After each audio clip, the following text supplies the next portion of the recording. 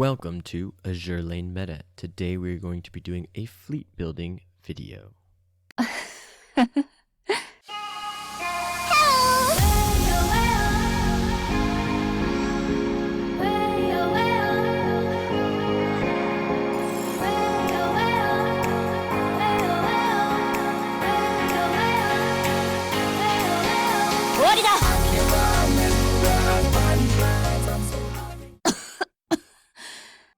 Welcome back, guys. Like I said, today we're doing a fleet building video. The last fleet building video that I did was a Nagato fleet. It is still pretty relevant, so if you want to go check out that and build that, that is the fleet that I still use to rank most of the time. But I figured that since that video, Warspite Retrofit has released, and there have been quite a bit of new fleets that can be used. One of the fleets.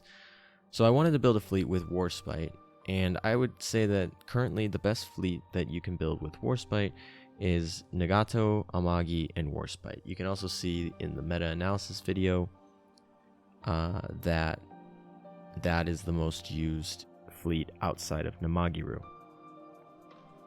The reason that fleet is better than something like a Warspite Monarch plus a third ship like, I don't know, Amagi or Centaur or something like that.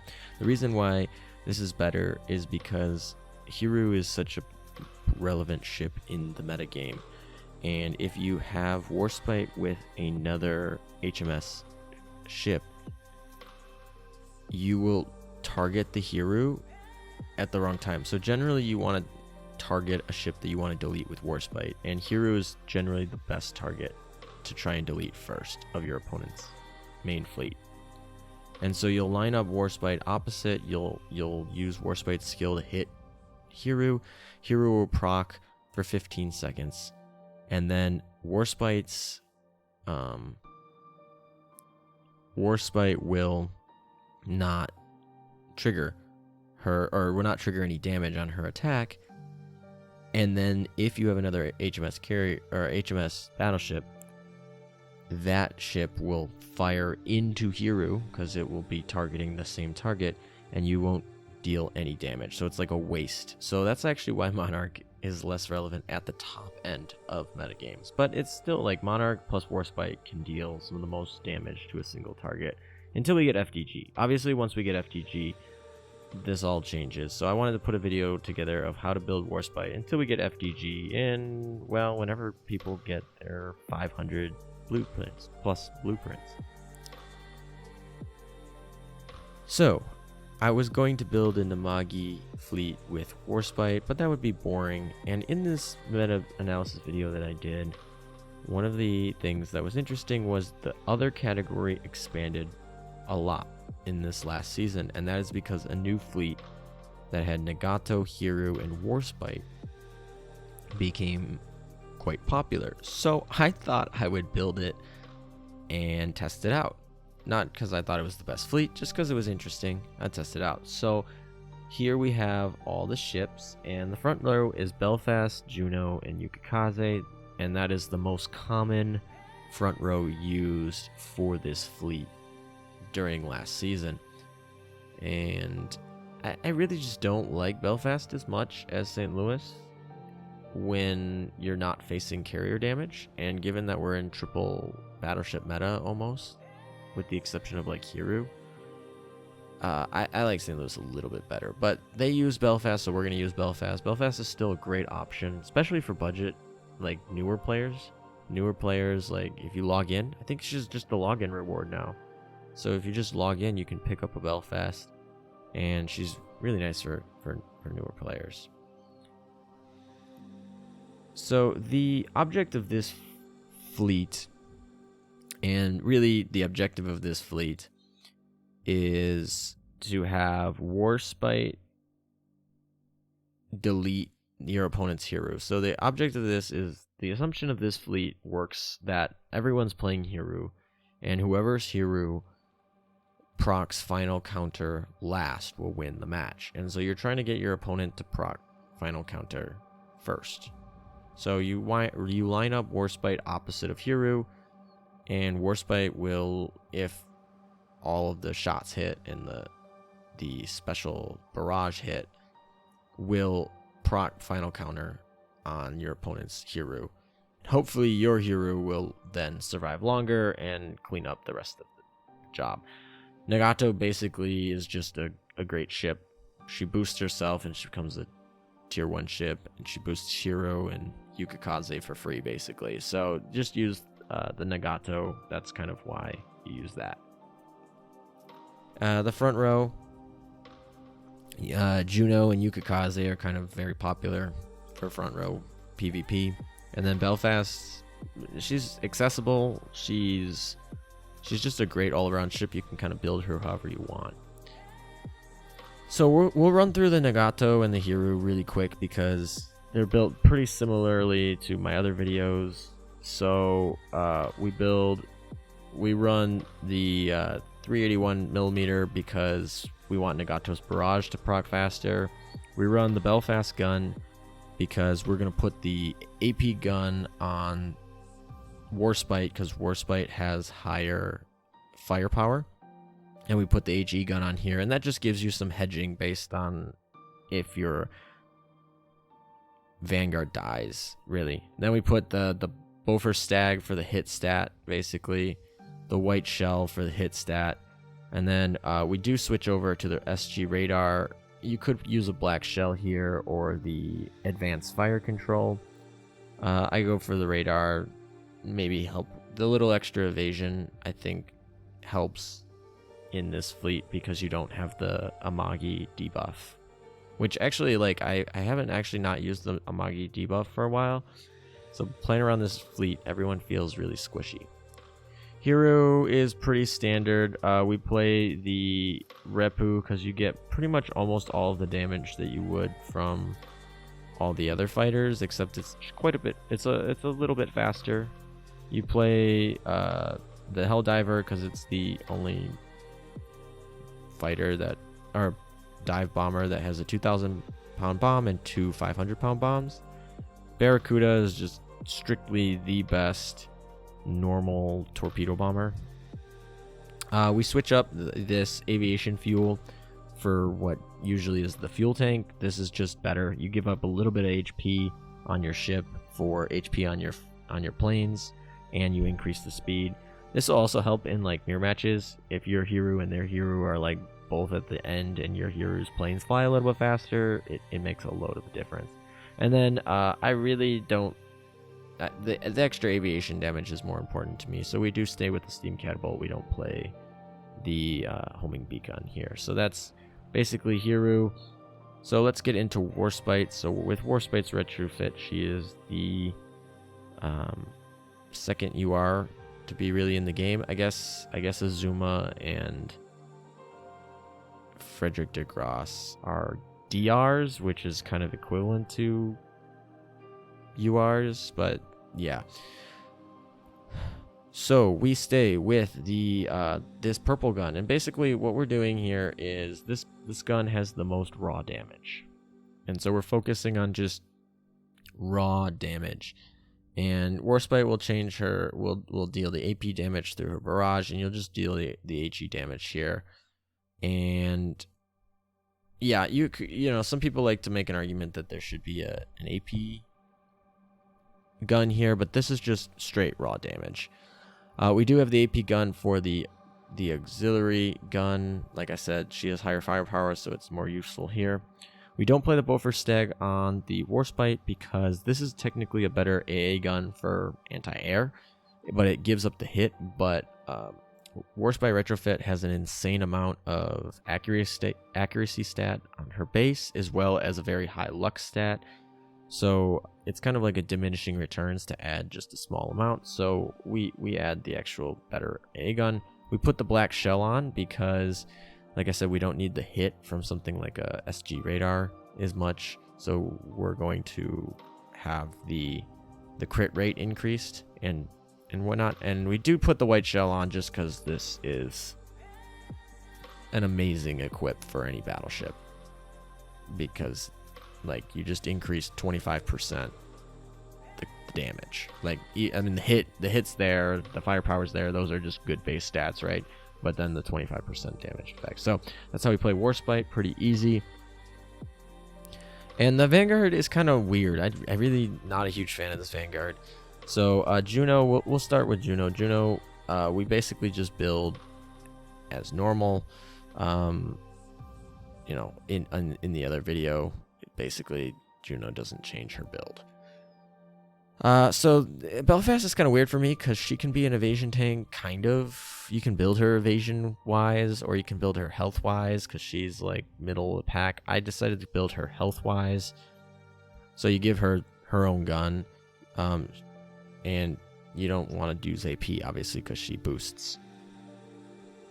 HE, we give her the torpedoes. Obviously, I only have one of the rainbow torpedoes, so stick with that. Both her stat goes on her over something like a Juno. We put the torpedo bulge on her because she's in the front, and the pearl tears on her because she's in the front, so that adds 850 extra health. And then Yukikaze, basically we just add the repair toolkits, and she's the what I'd call the last surviving ship of this Vanguard fleet most of the time. So that's how we build the fleet. So after this, now we can go in and hop into the... After this, now we can go hop into how PvP, how it performed in PvP.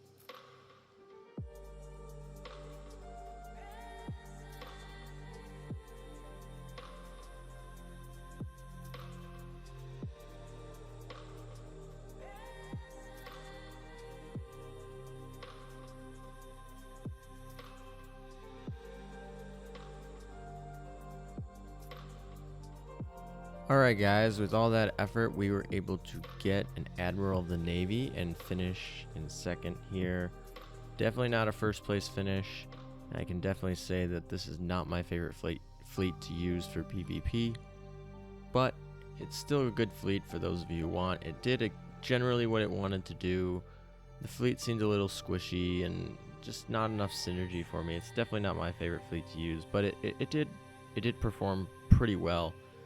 So we'll go with that, ending with the second place end of season rush for a Warspite fleet.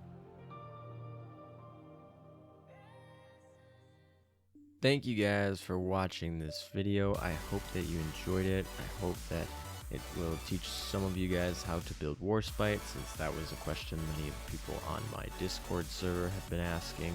I hope that it will give you any questions about that other fleet that has been fumbling around the top 100 meta fleets for PvP. And I just hope that it was enjoyable to watch some of that fast play through a PvP end of the season rush. So if you did like it, please subscribe. Take care.